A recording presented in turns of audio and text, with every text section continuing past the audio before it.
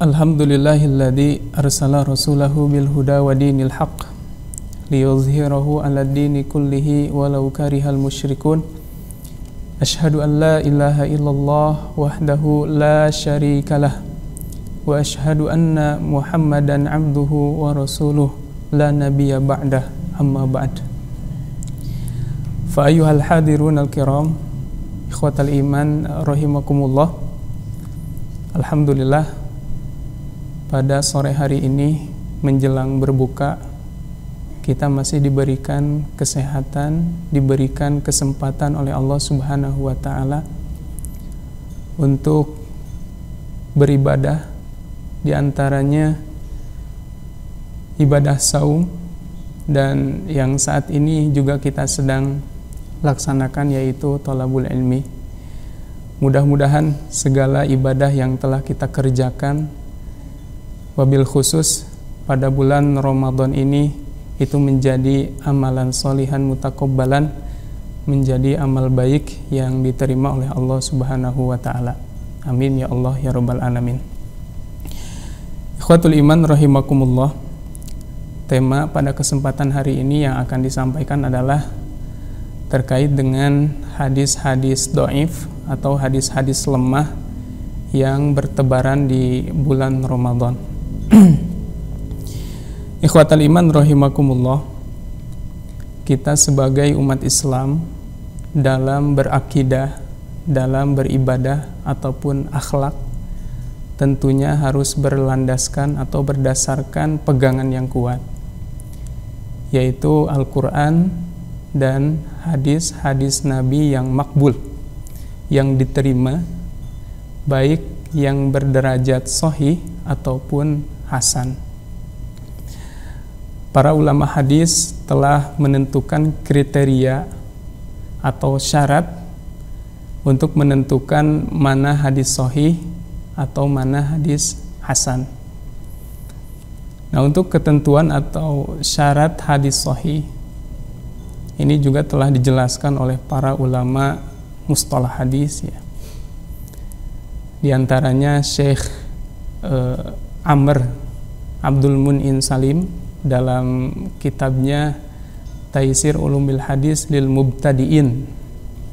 Nah, beliau menjelaskan bahwa syarat hadis sahih itu pertama mempunyai sanad yang sampai kepada Rasulullah Shallallahu Alaihi Wasallam.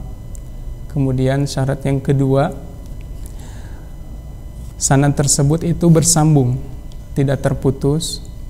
Kemudian yang ketiga, rawi pada sanad tersebut itu harus dobit dan adil.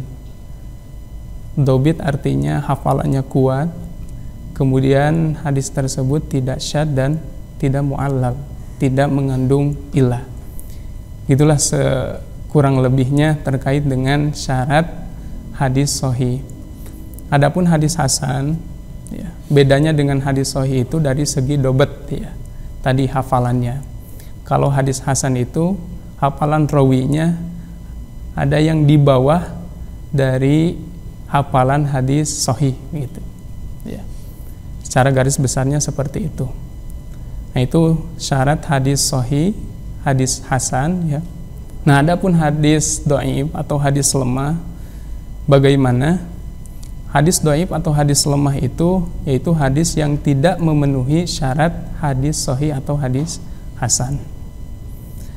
Nah, untuk pengamalannya, kalau hadis sahih dan hadis hasan itu diamalkan, adapun hadis dhaif atau hadis lemah, para ulama di sini berbeda pendapat. Ada 3 pendapat, ya. Pendapat yang pertama mengatakan bahwa hadis dhaif atau hadis lemah itu tidak boleh diamalkan secara mutlak. Kemudian pendapat yang kedua mengatakan bahwa hadis dhaif itu diamalkan secara mutlak. Adapun pendapat yang ketiga, boleh diamalkan tapi hanya dalam fadhailul a'mal, dalam keutamaan-keutamaan amal. Nah, yang paling aslam, yang paling selamat adalah pendapat yang pertama, yaitu tidak boleh mengamalkan hadis dhaif. Karena hadis-hadis sahih dan hasan, baik dalam bab akidah maupun ibadah ataupun dalam bab akhlak, kemudian muamalah yang lainnya, itu masih banyak hadis-hadis yang sahih atau hadis yang hasan yang dapat kita amalkan. Nah, ikhwatal iman rahimakumullah, terkait dengan hadis-hadis lemah atau hadis-hadis dhaif yang bertebaran di bulan suci Ramadan, itu sebagai contoh ya, sampelnya diantaranya pertama itu hadis tentang Ramadan yang dibagi menjadi 3 bagian. Berarti kalau 1 bulan 30 hari, berarti 1 bagian sekitar 10 hari. Hadis ini redaksinya yaitu syahrun awwaluhu rahmah. Jadi bulan Ramadan itu pertamanya adalah rahmat, wa awsatuhu maghfirah, dan pertengahannya adalah maghfirah atau ampunan. Kemudian wa akhiruhu itqun minan nar, dan akhirnya adalah pembebasan dari api neraka. Nah, hadis ini diriwayatkan oleh Imam Ibnu Khuzaimah ya, dan Imam Al-Baihaqi dalam kitabnya Syu'abul Iman. Hadis ini dinilai sebagai hadis yang dhaif, hadis yang lemah, karena dalam sanadnya itu terdapat seorang rawi yang bernama Ali bin Zaid bin Jud'an. Nah, ini dinilai oleh para ulama ya, kritikus hadis, diantaranya ada Imam Ahmad, kemudian ada Imam Yahya bin Ma'in mengatakan bahwa Ali bin Zaid bin Jud'an itu adalah rawi yang dhaiful hadis, dhaif. Bahkan Imam Ibnu Khuzaimah ya, mengatakan la ahtaju bihi li su'i hifzihi. Aku tidak menjadikan Ali bin Zaid bin Jud'an ini sebagai hujah karena hafalannya yang jelek. Nah, itu hadis yang pertama. Kemudian hadis lemah yang kedua itu tentang saum yang menyehatkan gitu. Ya. Adapun redaksi hadisnya sumu tasihu, ya, berpuasalah niscaya kalian akan sehat. Hadis ini diriwayatkan oleh Imam At-Tabrani dalam kitabnya Al-Mu'jam Al-Awsat. Kemudian diriwayatkan juga oleh Abu Nuaim Al-Asbahani dalam kitabnya At-Tib An-Nabawi. Nah, kenapa dikatakan dhaif, dikatakan lemah? Karena dalam sanadnya terdapat seorang rawi yang meriwayatkan bernama Musa bin Zakaria. Nah, dinilai oleh Imam Ad-Daruqutni bahwa Musa bin Zakaria adalah matruk. Jadi matruk itu adalah rawi yang ditinggalkan karena tertuduh berdusta.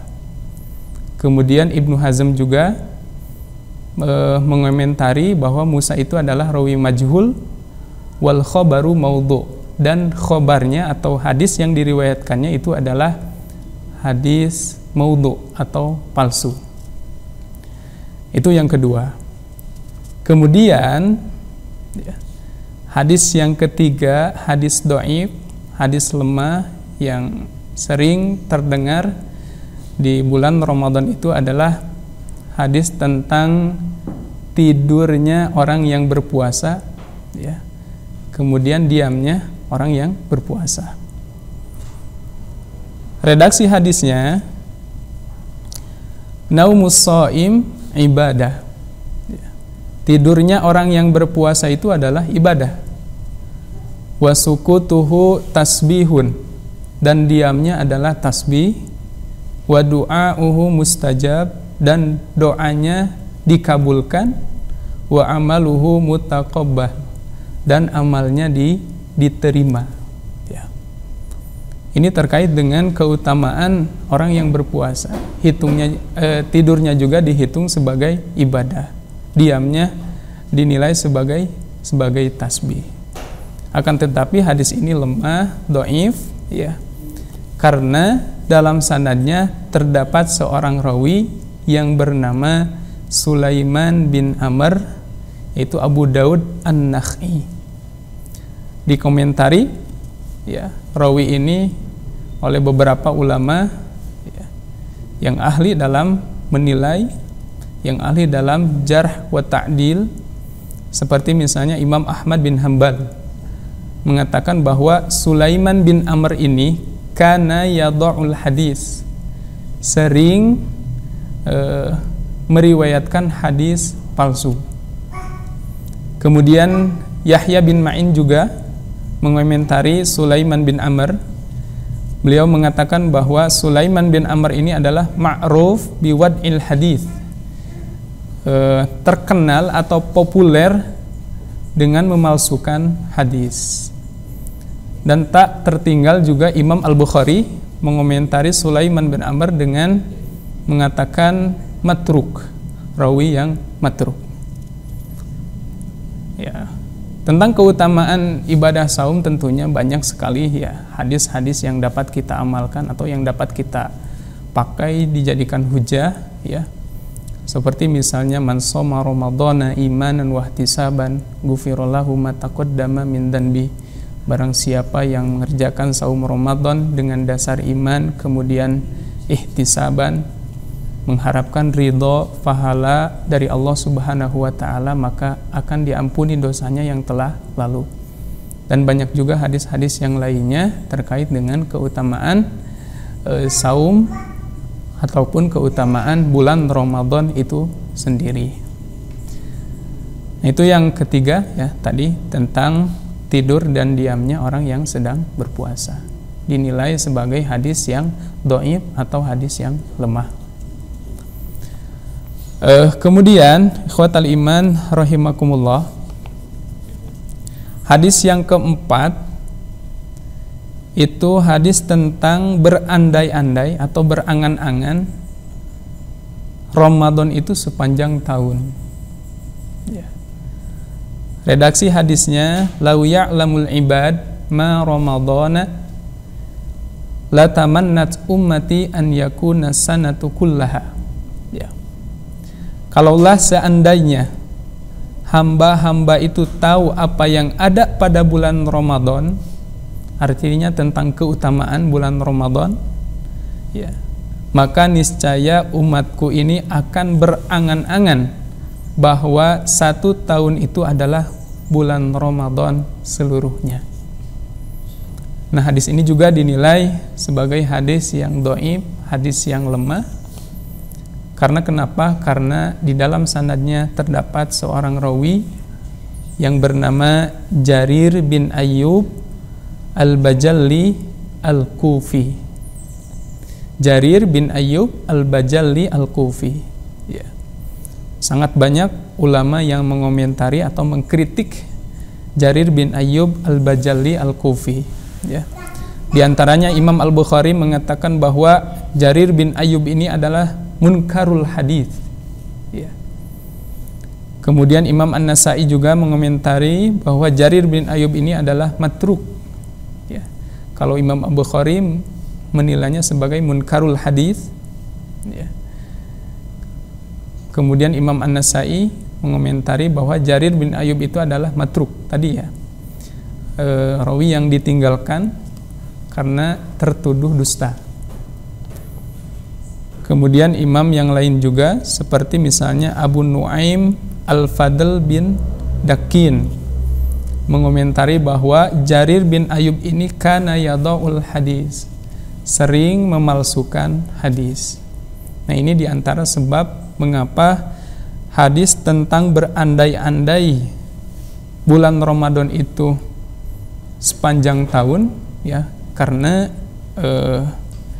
ya dianggap dhaif itu karena ada rawi yang bernama Jarir bin Ayyub Al-Bajalli Al-Kufi ya. Sangat lemah ya, sangat lemah karena banyak ulama yang mengkritik terkait dengan rawi tersebut. Kemudian ya, di antara rawi atau hadis-hadis lemah atau hadis-hadis dhaif berkaitan dengan Ramadan, yaitu hadis-hadis tentang doa berbuka puasa. Ya. Hadis-hadis tentang berbuka puasa, doa berbuka puasa. Hadis lemah terkait dengan doa berbuka puasa di sini diantaranya ada 3 redaksi ya. Redaksi yang pertama ada laka sumtu wa ala rizqika aftartu fataqabbal minni innaka antas samiul alim. Ya. Hanya karenamu aku saum, wa ala rizqika aftartu, dan hanya rizkimu, dengan rizkimu aku berbuka, fataqabbal minni, maka terimalah ibadah dariku, innaka antas samiul alim, karena sesungguhnya engkau maha mendengar lagi maha mengetahui. Nah, redaksi yang pertama itu diriwayatkan oleh Imam At-Tabrani dalam kitabnya Al-Mu'jam Al-Kabir. Ini dhaif, ya, lemah, karena ada rawi yang bernama Abdul Malik bin Harun bin Antarah. Ya. Dikritik oleh banyak para ulama, seperti misalnya Abu Hatim mengatakan bahwa Abdul Malik Antarah ini adalah matruk dahibul hadis, seorang rawi yang matruk. Kemudian Yahya bin Ma'in mengomentari juga bahwa Abdul Malik Antarah ini adalah kadzab, seorang pendusta, pembohong. Ya. Ibnu Hibban juga mengomentari yadha'ul hadis. Ya. Abdul Malik bin Harun Antarah ini adalah rawi yang suka memalsukan hadis. Itu redaksi yang pertama. Kemudian redaksi yang kedua terkait dengan doa berbuka puasa, yaitu Allahumma lakasumtu wa ala rizkika aftartu. Ya. Hampir sama dengan redaksi yang pertama, akan tetapi dalam redaksi yang kedua ini ada tambahan Allahumma di awalnya. Nah, ini juga sama ya. Doa ini dinilai dhaif karena ada rawi yang bernama Mu'az bin Zuhroh. Nah, ini bukan seorang sahabat, tapi Mu'az bin Zuhroh ini adalah seorang tabi'in, ya, yang meriwayatkan hadis. Beliau mengatakan bahwa doa yang tadi itu dari Nabi, padahal Mu'az bin Zuhroh ini bukan seorang sahabat, tapi seorang tabi'in. Maka hadis tersebut atau doa tersebut itu dikategorikan sebagai hadis mursal, ya. Dan hadis mursal adalah bagian dari hadis dhaif atau hadis lemah. Adapun redaksi yang ketiga, ya, Bismillahi Allahumma laka sumtu wa ala rizkika aftartu. Nah, ini juga hampir sama dengan redaksi yang kedua, akan tetapi ada tambahan redaksi Bismillah di awalnya. Ini juga sama, hadisnya dhaif karena ada rawi yang bernama Daud bin Az-Zibirqan. Ya. Dinilai oleh para ulama, diantaranya ada Ibrahim bin Ya'qub Al-Juzazani. Beliau mengomentari Daud Az-Zibirqan ini adalah seorang kadzab, pendusta. Ya. Kemudian Abu Zur'ah juga mengomentari bahwa Daud Az-Zibirqan itu adalah rawi matruk, ya. Kemudian Imam An-Nasai juga mengatakan bahwa Daud Az-Zibirqan ini adalah rawi yang tidak thiqah, ya, tidak dipercaya, ya. Nah, untuk doa saum, berbuka saum itu, ya, yang dinilai hasan, ya, berderajat hasan yang dapat diamalkan, itu adalah doa zahabaz zama'u wabtalatil uruku wa thabatal ajru insyaallah. Nah, itu diantara contoh atau sampel hadis-hadis lemah, hadis-hadis dhaif yang sering bertebaran di bulan suci Ramadan, ya. Mudah-mudahan kita senantiasa hati-hati dalam mengamalkan hadis. Tentunya yang harus kita amalkan adalah hadis sahih dan hadis hasan ya. Karena kita mengambil pendapat yang pertama, yaitu bahwa hadis dhaif itu tidak diamalkan. Ini pendapat yang paling selamat. Karena banyak hadis-hadis sahih, hadis-hadis hasan terkait dengan keutamaan bulan suci Ramadan atau keutamaan saum itu sendiri yang sahih, yang hasan, yang dapat kita amalkan. Ikhwatal iman rahimakumullah, itu yang dapat disampaikan pada kesempatan sore hari ini. Mudah-mudahan dapat dipahami ya, kemudian menjadi ilmu yang bermanfaat bagi kita semua. Ditutup dengan doa, Rabbana atina fid dunya hasanah wa fil akhirati hasanah wa qina adzabannar. Aqulu qouli hadza wa astaghfirullah li wa lakum. Wassalamu alaikum warahmatullahi wabarakatuh.